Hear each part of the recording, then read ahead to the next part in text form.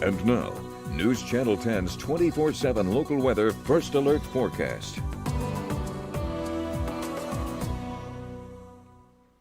Hello and good Friday afternoon, everyone. I am meteorologist Shelden taking a look at how our Friday is shaped up so far and what that means for this upcoming weekend. You'll notice looking outside on a Friday afternoon, mostly clear skies, got a few thin wispy clouds out there, but overall nothing really too exciting.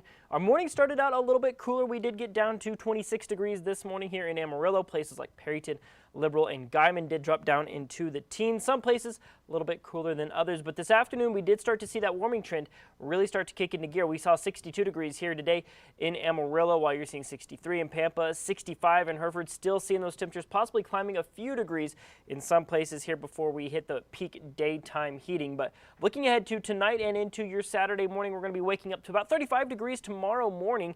Overall, not too bad. Might keep those overnight lows just above that freezing mark. Might see some 20s up in the northern parts of the area, but generally 30s hovering right around that 32-degree mark. But taking a look at our next weather maker, unfortunately, we are looking at a breezy weekend.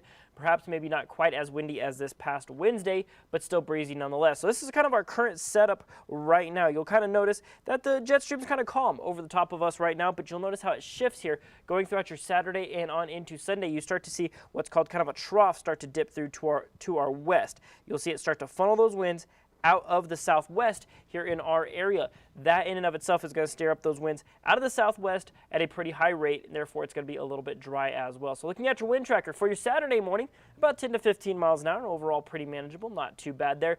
We'll see some 20s as we go on into the afternoon hours. Those will be kind of our stronger gusts. We'll see mid-teens in the overnight hours, and then for Sunday, probably going to be our windiest day out of the next 7, where we'll see those winds kind of peaking around close to the 30-mile-an-hour mark sustained. So going to be a little bit blustery there, but it's not all bad news in the forecast. Let's look at our headlines or what we're watching here for the next 7 days.